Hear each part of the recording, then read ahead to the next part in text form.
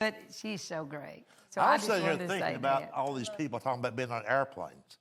You and Furlan Husky and going to an engagement on an airplane, and how much more money I could have made if I wasn't afraid to fly. If I can't get out of my car, I just don't want to go, you know. I don't mind flying, say, once a year, just to catch up on my drinking and my praying.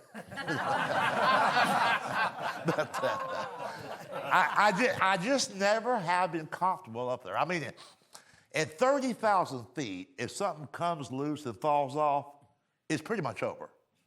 It's not like you can go, shh, where's that noise coming from? I'm going to pull off up here and see what that is. And look what's been in the news lately. I mean, come on. You know, drunk pilots. Drunk pilots. That's right. I mean, who's going to pull them over? Tell me. You know.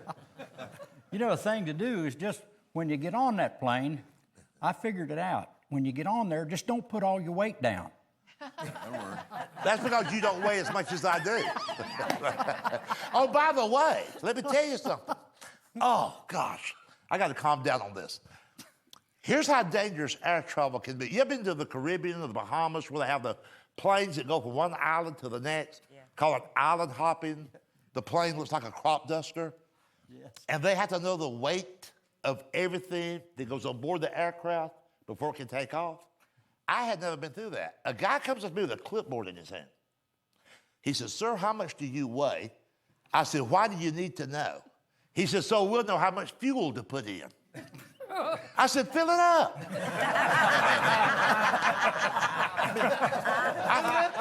I weigh 500 pounds, fill it up.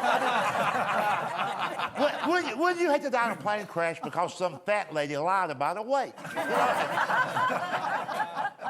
And they'll do it too, like, well, I just assume be dead, just tell him how much I weigh, you know. But, oh, by the way, the next time you're up there and they come around and take your drink order, just say, "I'll have what the pilots are having." I mean, I'd just rather be on the ground. That's Always remember, as long as it's flying right side up, you're okay. Well, I'll try to remember that, Charlie. Well, you know, I bought an airplane. I bought an airplane. I bought 3. Yeah, but And I know this Roy's one got damn a near bunch of killed them. I me. had a bunch. The 3? Yeah. Okay. As a matter of fact, I'm writing a song. It's called "I Want to Be Caught Dead Living." You know, it's about this airplane that I bought. Now, you know? Doug, I want to say that again. I want to be caught dead living. I thought that's what. In other words, I want to be having the best time of my life when I fall over. You know, and I was having a good time that day until the engine cut off. You know what happens, though, when you admit That's just to see if you're paying attention. Oh, I was paying attention. I looked down and I said, "This is a brand new plane. I'm fixing to crash it." I looked at the tree and I said, "That's what I'm going to hit."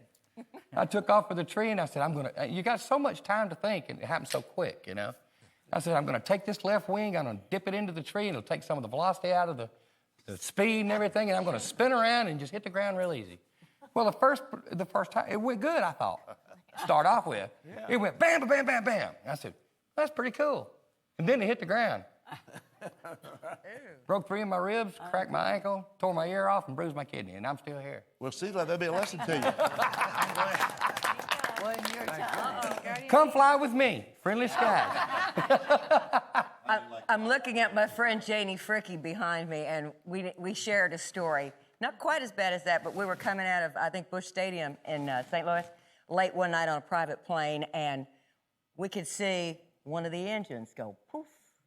And my husband walked up to the cockpit and walked back down, and everybody looked this way, and everybody looked that way, and Janie was in the seat a little bit ahead. I was a backup singer for her, and I'm sitting next to Billy Sanford, one of the top guitar players. You know, he looked at me and he sat down. He held my hand. The wing is on fire.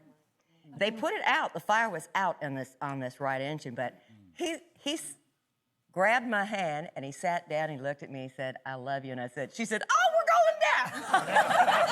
And we did. We landed in a wheat field. We landed right on the edge of a college campus.